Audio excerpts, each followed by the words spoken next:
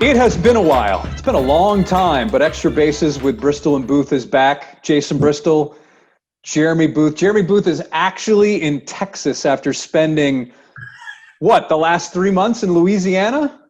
It sure felt like that. I was in Lake Charles, Louisiana for 6 straight weeks. It felt like a long time, man. Just the other side of the border. It's close enough to get home, but never really got home.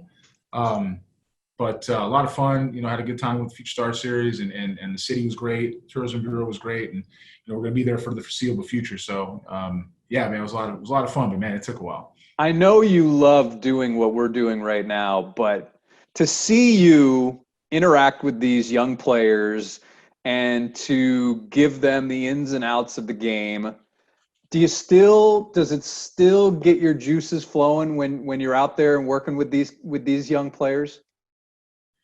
The answer to that is yes. Okay, come on, a little more enthusiastic. Come on. The answer to that is yes. I think where I'm at now is we have so many good people that want to give back and want to help. That facilitating that is where I'm getting the most enjoyment. It's not so much my hands-on because I interject and I'll say something, but what really is a lot of fun is when our scouts go out and they get to write a report on a player they like, and I get to hear in their voice, and their scouting director gets to hear about it. And when our player development director, James Lawson, he's actually our field coordinator, has Ken Harvey or Steve Randolph or Jose Silva or some of these guys that have been involved for a long time, they give back and they can really center a player. Or you have travel programs who have been fully invested here with trusting us with assisting their development and their exposure. So, what gets me excited is the platform itself, watching that come all the way through, the underclass, the national, of course, the big event in Fenway, which thankfully goes back to Fenway again this year. Thank you to the Red Sox and Major League Baseball for allowing that to happen. But it's watching the matriculation of it, watching the players get so much out of it, is really where I draw my enjoyment. Yeah. On to Major League Baseball. Biggest surprise thus far for me. I keep going back and forth. I keep going back and forth between the Orioles in the middle of the pack in the American League East and the Padres, and to a lesser extent, the Astros and how poorly they started. Man, the Padres, they're going to be really good in a few years. What would be your biggest surprise? Well, I think the Orioles doing anything is a surprise, and I think that's part of it because of where they are in their overall organizational rebuild. But it is a 60-game season, right? It is a 60-game season, so you can start out well and get yourself in the playoffs. I think the bigger surprise for me has been more individual players as opposed to a team because it's such a short season. If you're looking at the Padres, as you brought up, they've developed drafted a very good core, signed a very good core of players internationally. They made some good trades. I mean, they've done a good job internally with getting the pieces there. Now, whether or not that continues to carry forward is something to be seen. But the pieces are there. Fernando Tatis Jr. is somebody that's fresh in everybody's mind right now. He can play baseball. Just plain and simple, he can play baseball. He's a good player. Josh Naylor, he can play baseball. There's some guys that are good players that a 60-game season isn't necessarily a long-term view of what they can do, but it's a glimpse, whether it's positive or negative, right? So the pieces are there in San Diego. For me, and I'm not just saying this because he's an Astro, but one of the biggest surprises of the year is just how Jose Altuve has struggled. It's not been great, and he's now like the Chris Davis of the American League West. Yes. It's not been maybe great. Not that bad. Well, but for him, right, comparatively, it is. It's not that it hasn't been something that's been fun to watch. At times, their club has been difficult to watch as a whole. But man, I look at Jose Altuve and the quality of at bats that he's having. Right, it's not so much the hits, it's not the home runs, it's the quality of at bats. They're just not giving a whole lot of hope for a better turnaround to come. We don't have a lot of time here. We're August 20th, right? There's another 5 weeks left in the season. We just don't have a lot of time. So they're going to have to he's going to have to find a way to center himself mentally and get back to it, or to make that team go. That's still his team. The Astros are still his team. He's got to make them go. outside of that, the Dodgers and the Yankees and the Rays, and basically you can point a finger at anybody, and unless they're either really, really bad or really, really good, they're all kind of in that bracket somewhere where 60 games, you don't know what's going to happen. So what has been Altuve's problem from, I guess, a video analysis from what you've been able to see? Because to me, it just seems like he is just not comfortable in the box, and he's swinging at a lot of marginal to bad pitches. I think that's being kind, frankly. I mean, I think you're being nice with what you just said. I comfortable in the box, man. I don't know if I've seen anybody this uncomfortable in a long time. Like in any at bat, he seems to be overthinking. He's guess hitting. He's swinging. He's chasing pitches in bad counts. He's taking fastballs in counts where he should be hitting them. He's coming out of everything we've seen Jose Altuve to be for the last few years. The problem for Jose Altuve is that if he doesn't perform based off what happened last year's postseason with the buzzer allegation, people are just going to say it's because they didn't know it's coming, right? And they're going to take away from all that he's done as a hitter and all the ingredients that he has to be a good big league hitter, rather than realize that he's going through a tough spot. I think Jose Altuve is the type of guy, and if we believe all the reports from behind, he was one of those guys that didn't want any of this information. He didn't want the code breaker. He didn't want to know what's coming. He just want to play baseball. I think he's taking this stuff personally. I think he wants to help his club win the best he can, and I think that he's frustrated he can't, so he's pressing. I mean, plain and simple, he's just uncomfortable, and he's pressing constantly to carry this club to win because the Astros, Jason, and we talked about this separately, but the Astros have been given a gift this year. There's no fans. It's a short season. Relatively speaking, for what they have to go through, I'm sure they don't want it this way. I mean, they want to have fans in the stands and play the whole year and for us not to be in a pandemic, but the players have been given a relative present. That's it. They just have to deal with the other side. They don't have to deal with fans all over the place. They're living in a best of a bubble as they can. So he's got a lot on his shoulders, and the at-bats are indicative of that. The way he's playing the game is indicative of somebody who just isn't comfortable in his own skin right now. I don't know if this is a fearless prediction, but I'm actually thinking Dusty Baker should be in line for Manager of the Year when you consider all the injuries.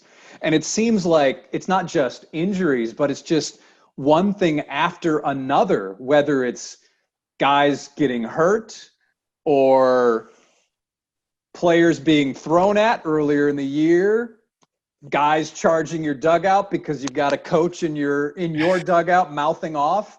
And he's been able to steer this ship so that they've become one of the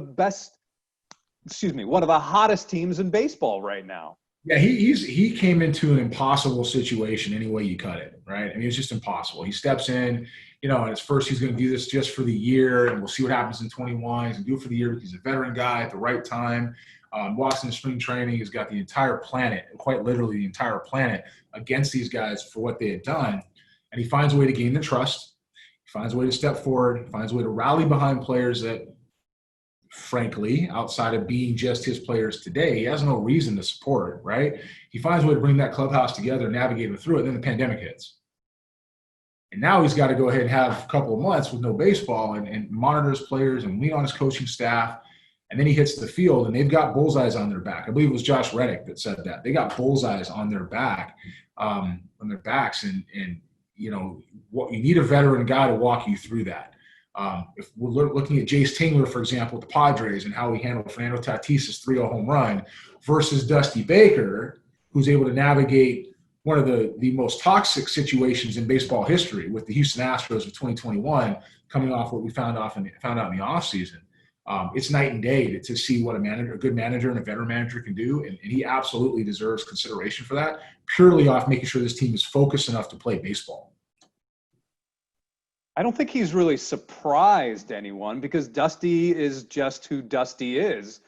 But I think he has the right temperament. I mean, he's the guy who's seen everything in this game.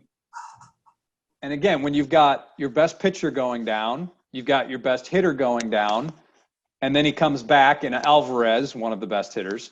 And then you've got arguably two of your best players, Springer and Altuve, off to cold starts. And then you got Bregman getting hurt, and the kid that everybody thinks is going to be a star is hitting below 200, Kyle Tucker. And the fact that this team is now a couple of games out of first place in the West, I mean, come on. Yeah, it's a phenomenal job. I'm surprised, and I've known, he's a guy that should have been managing for a long time. I'm surprised that anybody's been able to pull this together to at least keep them in contention, 60 games or 600 games. I mean, this is a bad situation to walk into for anybody. He's made the most of it. You know what? Hats off to James Click too for what he's been able to do, stepping into something that a lot of people wouldn't touch. I want nothing to do with this situation. I don't want to work in that environment. I want to be around these guys. I want to be with this front office. James Click stepped up and came in, and Dusty came in, and they've done the right things to steady the organization, which the organization needed that. They needed that type of guidance, solidification. I mean, it needed its foundation to kind of be corrected, and they did that. I don't know how we stumbled upon this, but some guy on Twitter, and I'm not trying to hammer anybody. I'm just saying my job. That's your job.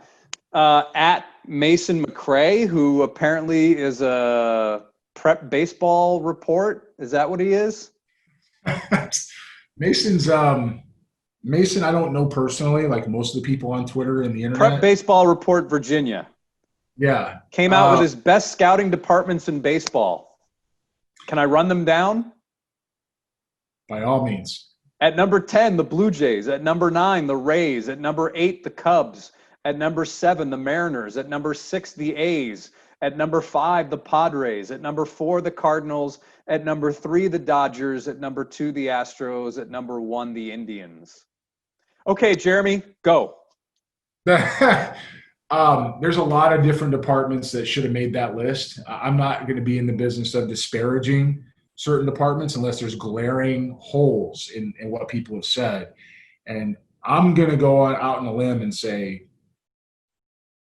post-2020 draft, we don't know what the Houston Astros are going to look like, right? Up to that point, we know what they're going to look like. They're 29th, I think, ranked by Baseball America in the system. A certain baseball analyst, predicted that a couple of years ago. Got a lot of hate mail over that. Hate tweets and hate mail. But the reality is, if you're empty.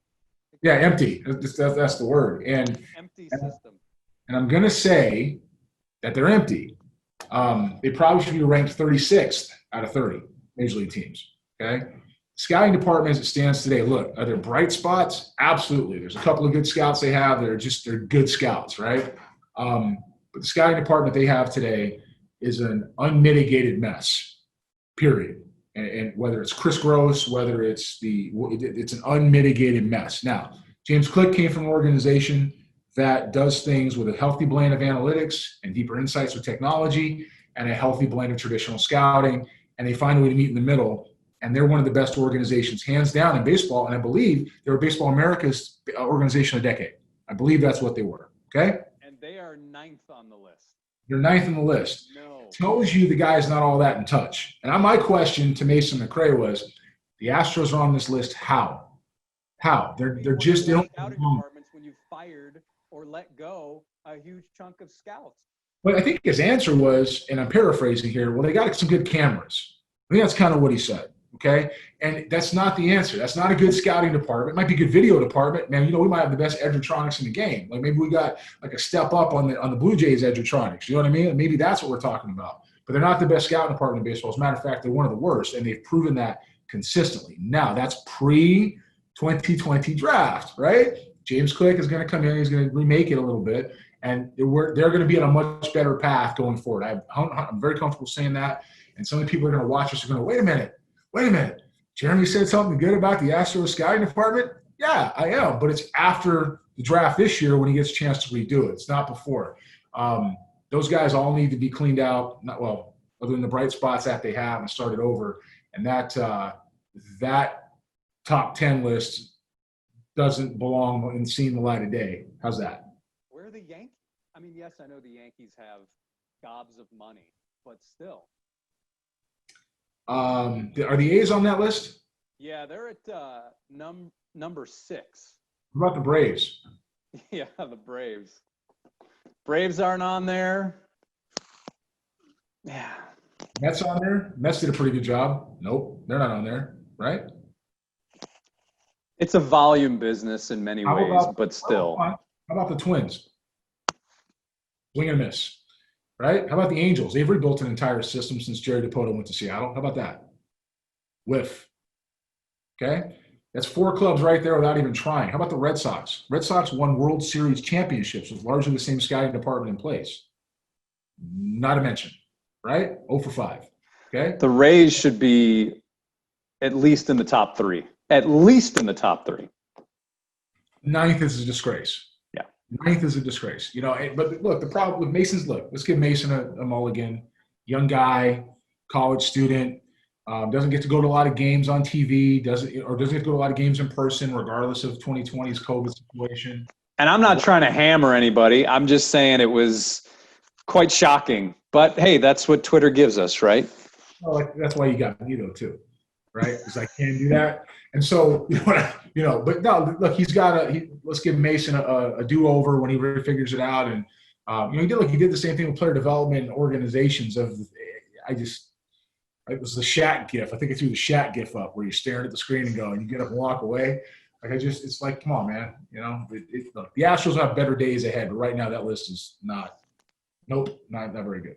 All right. I've had a lot of people asking me, what's happened to the podcast? Why is it not happening? And I'm like, well, we'll fix that. So next week? Yeah. Jason, in all fairness, man, we're pretty good in person, I think. We feed off each other in person when we do that. The Zoom thing takes some getting used to. You've been out in Louisiana in the sun, and I've been Louisiana and Texas and Boston and bouncing around. You have your sunglasses. You see it? So here's the ironic thing: this side of the head, there's not a whole lot. Now I see it. It's a little bit, but not bad. Now look at this side of the head. Oh, this side, for some reason, has a big raccoon. I don't know what that's about. I don't know how my head got so imbalanced, but it's not totally on point. But no, we'll be doing this much more often. And we need to get your scouting reports back because I no longer have a lot of them. So please look for those, and we'll be back talking baseball. So for Jeremy, I'm Jason Bristol. Thanks for joining us here on the Extra Bases podcast, everybody. We'll see you next time.